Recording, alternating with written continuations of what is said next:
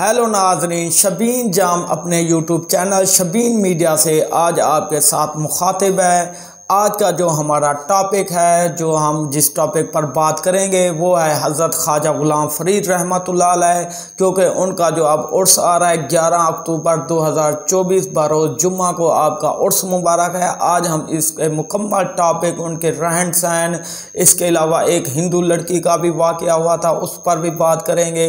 इसके अलावा आपके नवाब सादिक साहब के साथ क्या ताल्लुक़ थे उस पर भी बात करेंगे। और इसके अलावा और जो आपके साथ वाक़यात हुए थे आज उस पर हम मुकम्मल बात करेंगे।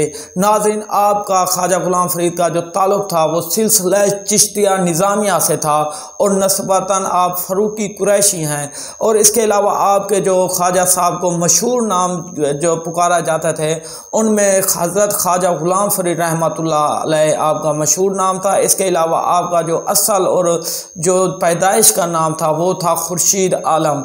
इसके अलावा आपको रोहिदा घोट के नाम से भी पुकारा जाता है, पीर फरीद भी पुकारा जाता है, ख्वाजा फ़रीद भी पुकारा जाता है। इसके अलावा आपको मुख्तलिफ नामों से पुकारा जाता है। अगर ख्वाजा ग़ुलाम फ़रीद साहब के पैदाइश की बात करें तो ख्वाजा ग़ुलाम फ़रीद की पैदाइश बरोज़ मंगल 25 नवंबर 1845 ईस्वी को बहावलपुर के कस्बा चाचना शरीफ में हुई थी। आपका जो शजरा मुबारक है, अगर शजरा की बात की जाए तो आपका शजरा हज़रत उमर फ़ारूक से जा मिलता है। इसके अलावा आपके ख़ानदान में एक कोर का फैमिली या ख़ानदान में कोर के नाम से एक मशहूर बंदा था, इसलिए आपको कोर से कुरैजा का लक़ब दिया, कुरैजा बन गया है। इसके अलावा आपकी अगर दीनी तलीम की बात की जाए, कुरान की तलीम, तो मियाँ सदरुद्दीन।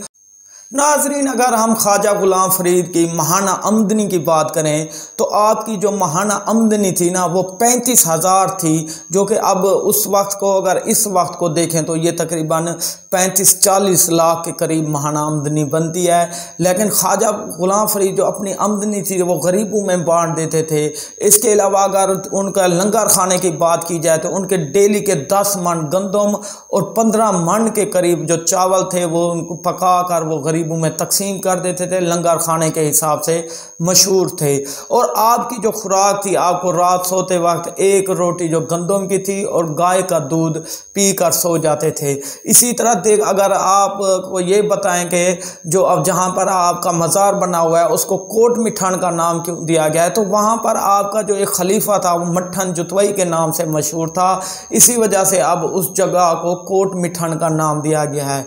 और आप जब राजनपुर कोट मिठान में मुकीम थे तो उस वक्त जो सिख लोग थे, सिख बरादरी के लोग ने वहाँ पर काफ़ी तादाद में लोगों को मुश्किलात में डाला, उन पर जुल्म करने लगे। तो आप वहाँ से फिर कोट मिठान से फिर चाचना शरीफ में आ गए और बहावलपुर रियासत के जो उस वक्त के सरबराह थे नवाब सादिक खां अब्बासी, और उनकी मदद से वहाँ रहे, क्योंकि वो इस रियासत के सरबराह थे। और उन्होंने आपको तोहफे में जो 2 जहाज़, बहरी जहाज़ भी अता किए थे, जो कि बहुत बड़े जहाज़ थे, जो कि चाचना शरीफ से चलते थे कोट मिठान की तरफ और कोट मिठान से चाचना की शरीफ की तरफ। इसी तरह अगर नवाब सादिक की बात की जाए तो वो आपके बहुत ज़्यादा मुरीदान ख़ास में जाने जाते, आपकी दिल से इज़्ज़त करते थे।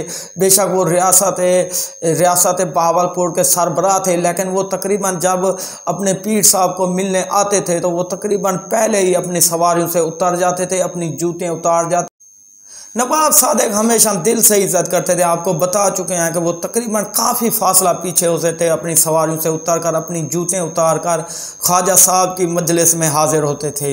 इसके अलावा अगर बात करें आपकी जो आपने किताबें भी लिखी, मुख्तलिफ शायरी भी की, इसके अलावा आपने मुख्तलिफ कलाम भी लिखे जो कि मशहूर हैं। आपने की जो शायरी थी वो दीवान फ़रीद है। इसके अलावा आप उर्दू, फ़ारसी, अरबी और हिंदी में भी कलाम लिखे।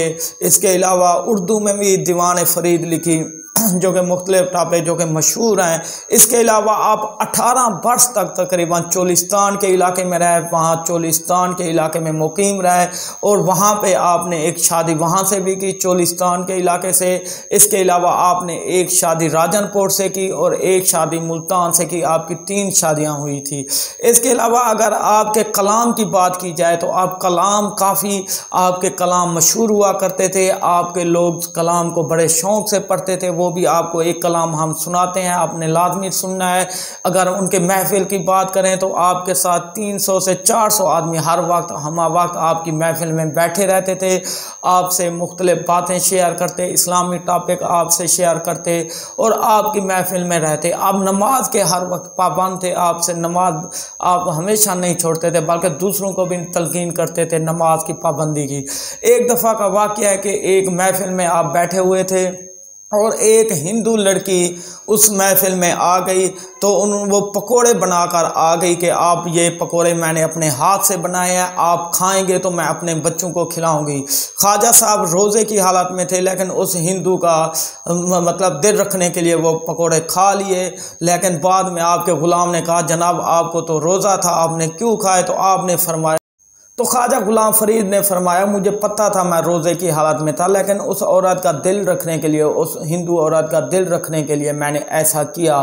मैं रोज़े का कफ़ारा भी अदा करूँगा और लेकिन उस लड़की का, उस हिंदू औरत का दिल नहीं तोड़ना चाहता था। और वो इस इखलाक की वजह से, इस रवैये की वजह से कि मुसलमान ऐसे हैं, तो वो बाद में वो लड़की मुसलमान हो गई। इसके अलावा अगर आपके कलाम की भी बात, आपको कलाम भी उनका एक सुनाते हैं, आपने लाजमी सुनना है कि आपका जो एक कलाम है वो मशहूर है कि मेरा इश्क भी तू, मेरा यार भी तू, मेरा दीन भी तू, मेरा ईमान भी तू, मेरा जिस्म भी तू, मेरा रूह भी तू, मेरा कल्ब भी तू, जिंद जान भी तू, मेरा काबा किबला मस्जिद मिंबर ते मुसाफ़ात कुरान भी तू, मेरे फ़र्ज़ फरीज़े हज ज़कात भी तू, ते आज़ान भी तू।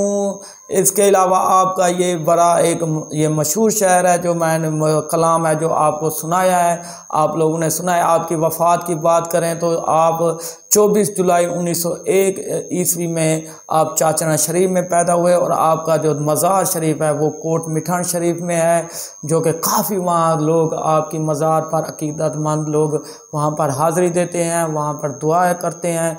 तो आप लोगों ने वहाँ जाना है तो ज़रूर जाएं।